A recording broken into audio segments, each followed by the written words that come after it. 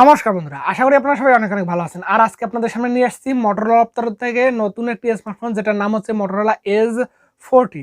তো Motorola age 40 এই ফোনটা কবে আসবে বাংলাদেশ মার্কেটে এবং কত টাকা থাকছে প্রাইস এবং বিস্তারিত, মানে এই ফোনটার ডিটেলসে কি কি থাকছে, এই ফোনটা কি আপনার নেওয়া ঠিক হবে, এই ফোনটা নিয়ে যত রকমের প্রশ্ন, সকল প্রশ্নের সমাধান দেবো। তো অবশ্যই ভিডিও এন্ড পর্যন্ত দেখবেন, তো স্কিপ না করে।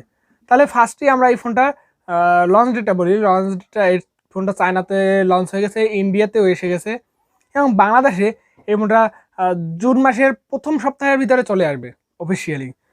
আর এই ফোনটার প্রাইসটা হতে পারে প্রায় বাংলাদেশ অফিসিয়ালি প্রায় 70,000 টাকার কাছাকাছি এবং আনঅফিসিয়ালি 50, 55 বা 60,000 টাকা বাজেট সেগমেন্টের ভিতরে পেয়ে যাবেন। তো এই 55 টাকা বাজেট সেগমেন্ট এই ফোনটা কেমন হবে, কি কি অফার করতেছে আপনাকে, এই সমস্ত ধারণা দেবো আপনাদেরকে। তো চলুন দেখে নেওয়া যাক যে এই ফোনটা বিস্তারিত কী থাকছে। এই ফোনটা অনেক ইন্টারেস্টিং একটা স্মার্টফোন, যেটা ইন্টারেস্টিং কিছু ফিচার্স নিয়ে আসতে চলছে, যেটা সকল ধরনের মানে ফিচার্সগুলোই ইন্টারেস্টিং। তো চলুন দেখে নিই। এখানে আপনার বডি ফোনের থাকছে 7.6 মিলিমিটার থিকনেসের ডিসপ্লে, মানে ফোন যেটা অনেকটা পাতলা এবং লাইট ওয়েট, যার ওজন থাকতে পারে 172 গ্রাম ওজন। তো অনেকটা লাইট ওয়েট একটি ফোন, যেটা 172 গ্রাম ওজন এবং কর্নিং গরিলা গ্লাস ফ্রন্টে প্রোটেকশন এবং ব্যাক সাইডে আপনার গ্লাস মানে প্লাস্টিক ফ্রেম এবং প্লাস্টিক ফ্রেম ব্যাক কভার এবং সিঙ্গেল ন্যানো সিম। আর আপনার ই সিমের সাপোর্ট আছে এখানে, ডুয়েল সিম কার্ড, তবে ই সিমের সাপোর্ট পেয়ে যাবেন আপনারা এখানে। এবং IP68 এর water and dust resistant and 1.5 metre জলের ভিতরে 30 মিনিট এই ফোনটা রান করতে হবে, কারণ এই ফোনটা কার্ভ ডিসপ্লে, আবার IP68 এর রান করবে, আবার অনেকটা লাইট ওয়েট একটি ফোন এবং 7.6 মিলিমিটার থিকনেসের এই ফোনটার।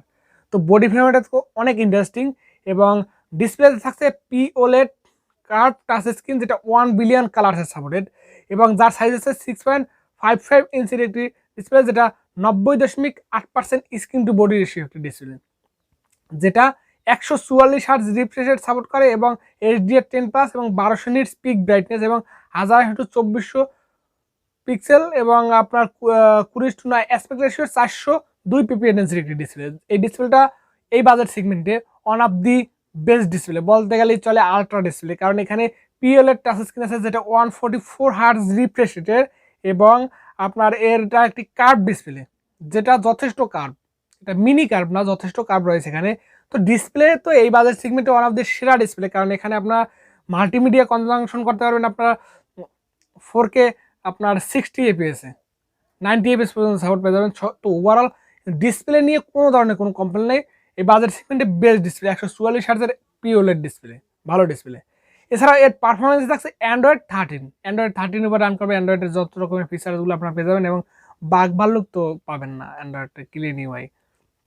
এবং এর চিপসেট হিসেবে থাকছে মিডিয়াটেকের আপনার 8200+ প্রসেসর, যেটা 4 ন্যানোমিটার আর্কিটেকচারে বিল্ড করা।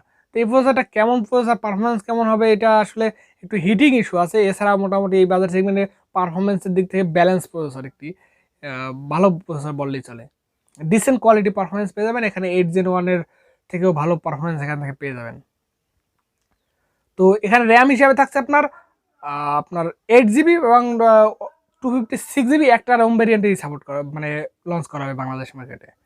এবং মাইক্রো SD কার্ডের স্লট নেই, তো এই দিকটা একটা খারাপ দিক যে মাইক্রো SD কার্ডের স্লটটা নেই। এবং এখানে কিন্তু 256GB ইন্টারনাল রোম আছে, এছাড়াও UFS 3.1 এর স্টোরেজ টাইপ আছে, যেটা রিড রাইট স্পিডটা যথেষ্ট ভালো মানে পেয়ে যাবেন। এছাড়া এর মেইন হাইলাইটেড পয়েন্ট এর ক্যামেরাতে, এখানে থাকছে 50 মেগাপিক্সেলের ওয়াইএস সেন্সার এবং 13 মেগাপিক্সেল আল্ট্রা সেন্সার, আর একটা ইউজলেস সেন্সার যেটা হচ্ছে 2 মেগাপিক্সেল ডেপথ সেন্সার এবং 32 মেগাপিক্সেল সেলফি ক্যামেরা ভালো। ব্যাক ক্যামেরা ফোকাসিংয়ে আপনার ভালো মানে পেয়ে যাবেন, ওয়াইএস এর ভিডিও রেকর্ডিং ভালো পেয়ে যাবেন। তবে এখানে কিন্তু ওয়াইএস থাকা সত্ত্বেও পিক্সেল কোয়ালিটি আপনারা একটু দুর্বল দেখতে পাবেন, কারণ এই মোটরোলা ফোনে আপনার পিক্সেলের শাটার স্পিড, তারপর আপনার যে যাই বলেন না কেন, পিক্সেলের কোয়ালিটি অতটা ভালো পাবেন না 5টা ফোনের মতন।